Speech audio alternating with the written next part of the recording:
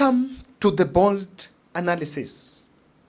Ruto 2 days trip in Nairobi, he received a lukewarm reception, and it is very clear that while the presidency went there with some message, the 2 days trip, the trip in yesterday, the trip in Isili yesterday, and today's trip in Mathare, in the eastern side of Nairobi, it is very clear that President did not have a tangible cause to traverse the city and just opted to sneak through the populated areas so that he can run the perception of I am loved in Nairobi. This is yesterday. A group of some boda fellows invaded State House demanding payment because allegedly they had accompanied President in his campaigns and they were not paid.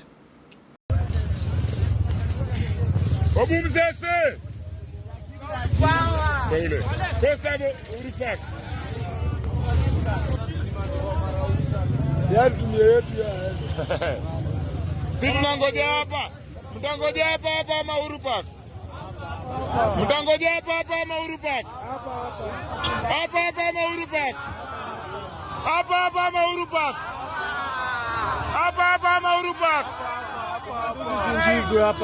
Nduzi zingia huko, nduzi ndani. Nduzi ndani huko. Nduzi huko. Zingia huko wote tena, nduzi kutoka ukichezea ukienda, buda ukichelewa ukienda. Kila mtu akalie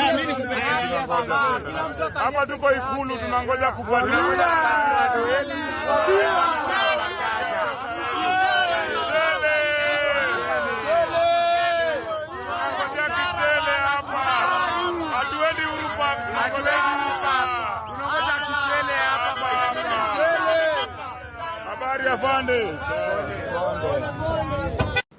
So that confirms to you that we are even paying people to attend the rallies. The fellows were demanding payment after work done, and the work was just escorting the president. Tuesday, a multitude of men and women and children milled around the president's convoy when the president, William Ruto, was actually sneaking through Mathare slums. If you look at this, the president's convoy was snailing through Mathare. In a more in-depth look, I saw the state bloggers sharing these videos and saying that that is an organic crowd receiving the president and using these videos to show the country that president is loved, even as the country raises pertinent questions on governance. But I choose to see the other side, the other uncomfortable side that no one wants to look at. Mr. President, this group of youth, men and women milling around the convoy, these people should be building the country. These people should be working somewhere. If you ask me, I can tell you today is a Tuesday where one way or the other, they should actually be committed working somewhere. In fact, this is the real face of unemployment. But the tragedy that is affecting the country is that this group you are seeing here, these are Kenyans that are milling around the president's convoy with an hope of hearing something, a good news of a better tomorrow. But if you look at the president's speech, it is not promising a better tomorrow, just talking so that you can feel like the president was here. And if you think I'm wrong, what I'm going to show you next is a very shocking video. Immediately, the president left and the president convoy got its way out on the Thika Road. The young people that were milling around the president's convoy resorted to get to mugging. Wanaiba paka Said Mira. Wanaiba hadi Said Mira. Ona hao wanampiga.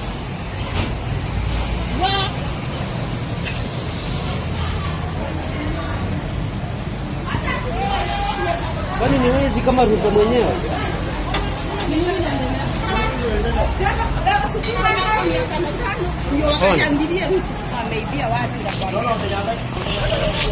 Kwani ni wezi kama Ruto mwenyewe?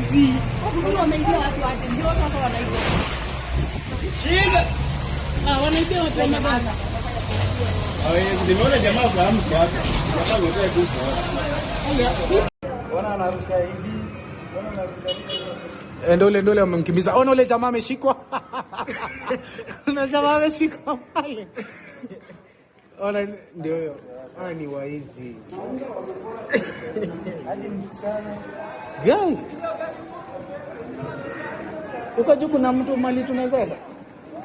Sasa huyu mama anaenda ameenda kupora watu huyu.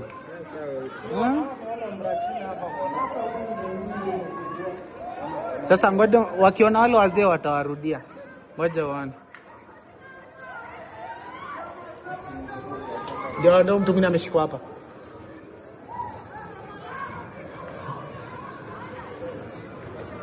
Hebu waona. Waizi tu, unaona vile wanafanya watu.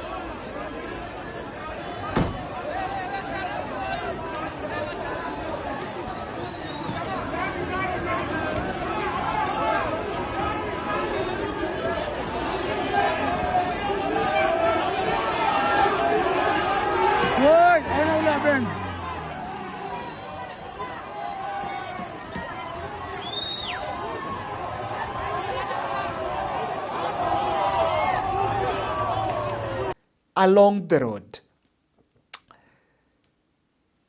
That is why we are saying, and that is why I'm saying, that when you choose to see love on my side, I see a population, the masses that are seeking answers, the masses that wants to hear something good from the president. But if you want to tell you that the Nairobi rallies backfired, I look at some speeches. ODM MPs who are present in the rallies, were present in the rally, on the previous day on Sunday, on Monday, they did not accompany the president. And actually it made headlines of them not there. And I was actually telling someone, I did not produce any video on Monday, so I was telling one of my subscribers who had reached out, and I was telling him that expect the ODM MPs back in the rallies on Tuesday, because I want to believe the moment the media raises it, the president would want to, would want to get his way, to want to get away with it and actually solve it. We don't want that to be a debate, because it's actually showing that the broad-based administration is a weak agreement. And so today I paid attention to the speeches from the ODM MPs. Antonio Luoch, I know the local politics is at play, but he could not speak because of heckling. Wacha nimuite Mheshimiwa Luoch, bunge wa Mathare. You are next.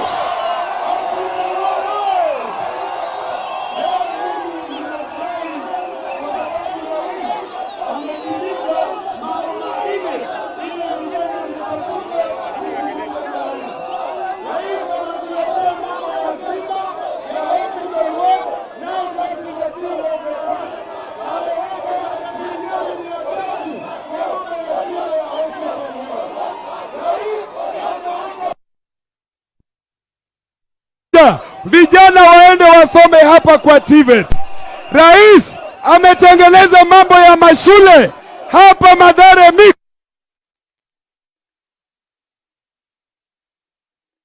Mr. President, Your Excellency, I have only one last request.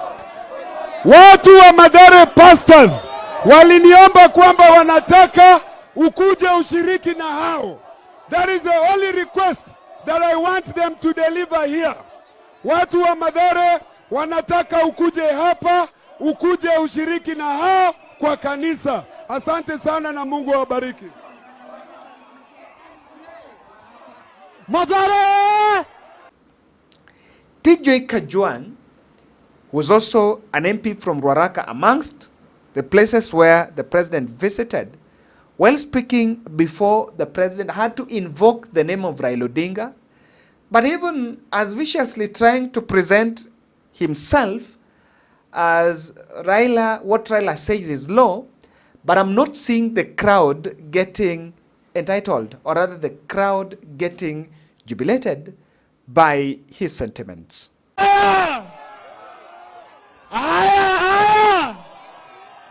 Unajua mimi ni TJ Kajwang Nyakwamba, Chief Justice of the People's President.